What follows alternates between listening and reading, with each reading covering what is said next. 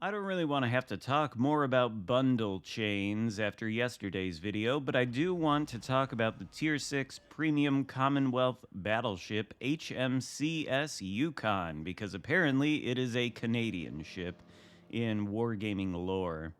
But the only way to get the Yukon is to get it out of a random bundle chain, which you can find in the store under the Winter Holidays section. You'll have to go to the It's Shipmas tab, and there's a bundle chain called Waves of the North. Unlike the bundle chain that gives you the Tsurugi, this is not a chained bundle where you get the ship at the end after paying an exorbitant amount of doubloons. Instead, this is a random bundle, and there are 70 sets in the bundle chain. Each set costs 750 doubloons. So if RNGesus favors you, you could open up the bundle chain and find that Yukon, or the other ship in the bundle chain set, Huron, is in the first of the sets. If that's the case, you might get it for 750 doubloons, although I doubt it. Much more likely, you'll have to buy a few bundles, and you could get it in the 5th, the 10th, the 60th. Who knows? There are 70 sets in total. If you want to guarantee that you get it, you'd have to spend 52,500 doubloons. That would get you both Yukon and Huron, but I don't think it's worth it at all. We'll, of course, go down the ship specs, and I'll tell you what you need to know about that. But I should also mention, if you are going to pursue this vessel in the random bundle set, you should also note that there is a battleship commander in that set by the name of Kingsmill. I'll show you the build on the screen here in a second, because of course we're running him. But he is a separate set from Yukon. So you very well could get lucky and get Yukon in the second or third bundle, but then maybe it takes you to the 40th or 50th bundle before you get Kingsmill. And if you don't end up getting him, your only choice for commander on this ship will be Murray, who is a universal commander, much like George Dewey. Kingsmill at the moment is the only Commonwealth battleship commander in the game. I'll bring him up on the screen now so you can see the build. We've got Kondo and Iakino as his two inspirations, and he's sort of a hybrid type battleship commander where he's got flammable cannoneer and brawler as options. He's got master mechanic, porcupine, marksman. You can kind of build him however you want. We've opted for more of a range build, and we have mistakenly, I think, taken his two unique skills. There's one in the third row called Dominion, which has to do with smoke screens. It reduces the time the detectability goes down to normal by 10% after firing your main battery guns inside a smoke. It reduces your smoke firing detect range itself by 10%, and it reduces the main battery reload by 10%, all when inside of a smoke screen. And then the skill in his fourth row that's also unique is called Foghorn. Increases main battery range inside of a smoke screen by 10% and gives you 2 extra charges of the smoke screen. I don't think I would opt for that skill in the future. I was just testing it out because this commander's clearly designed for this ship, and it's all centered around the smoke screens. You can see it has those in the little consumable section, but I think ultimately I would take Master Mechanic instead of Foghorn just to get the 5 heals. We've only got 3 because it has 2 base, and in his legendary row of skills, one of the options is fully packed, which of course gives you another heal, gives you another smoke, and another plane as well. Although you can switch out the spotter plane we have equipped for either a fighter or the secondary mod. I don't think you'd ever want to do that. But basically, HMCS Yukon is like, what if you took the, what's it called? The Monarch. It looks sort of like a Monarch hull. What if you took it and nerfed it down to tier 6? Well, what you would get is a interesting battleship that is sort of a Royal Navy design, but has some unique Commonwealth gimmicks like this smoke screen, which you can see active right now. Now, a lot of the Commonwealth ships that have smokes, like the Haida, for example, have the sort of crawling smoke, where if you go at a quarter throttle, the smoke screen follows you for quite a long time. I believe the Haida's smoke puffs for a total duration of 100 seconds.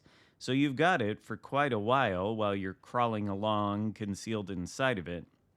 This smoke screen on the Yukon, as far as I can tell, is more or less a conventional smoke.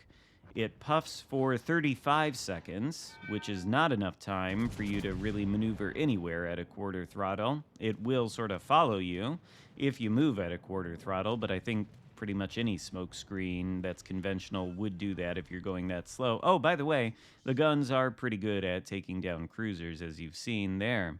But anyway, the smoke puffs for 35 seconds and it lasts for 70 seconds once it's done puffing. So you can sit in there stationary for some time and use it as concealment, which maybe you would need to do, because if we take a look at the armor scheme, which we will once we see if this shot against Rodney here hits, and the results are probably not as good as they were against the cruiser. No, but that's decent damage. The armor is not good, though. It's got 26 millimeter armor literally everywhere, bow, stern, upper belt, deck. That can be overmatched by pretty much everything you're going to encounter, except Lug Dunham over there, but most of the battleships at Tier 6 and Tier 7. The Citadel's a little bit underwater, so I guess you've got that going for you, but I would not call this thing tanky by any stretch of the imagination, although it does have the classic British super heal, which restores 1,246 HP per second for a duration of 20 seconds, so there's that. But as far as the HP, we've got 60,500. I think that's fairly standard for a Tier 6 battleship. The guns, there are 9 in total, 3 triple turrets, 381 millimeter or 15-inch guns. With this build, they've got a range of 17.2 km. For some reason, they've got a reload time of 31.5. I don't know what really justifies that. I mean, obviously the guns are pretty good at taking down cruisers, as you saw, but, you know, against battleships, like even the Rodney here, well, I guess we do get a Citadel there, so, you know, the guns are pretty good. They've got 1.99 Sigma. The dispersion numbers are not that fantastic. Well, at close range they are. The median vertical range dispersion is 39 meters. Median max range, 64.9. So actually, that's seems like really tight dispersion numbers. But there you see, you know, Rodney goes right through the armor scheme with his AP and overmatches us everywhere. The AP on these guns deals a maximum AP single shell alpha of 11,900. HE is 5,300 with a 34% fire chance, so I think if you have this ship, AP is probably the way to go. Secondaries, not worth mentioning. There are 16 of them, I guess, and they have a range of 5.2 km with the Aiming Systems Mod 1. Couldn't tell you really that much about the AA. I don't think the CV is actually going to harass us in this game, but it's got an aggregate rating of 58. I doubt it's that great at taking down Tier 7 planes, but Maneuverability, 28 knots, so not terribly slow, not especially fast either. Ridiculous, absurd rudder shift of 9.7 seconds. I have no idea why it's allowed to be that quick. That, I suppose, is a highlight in the specs. Very agile battleship with a rudder shift like that, and a 790-meter turning circle.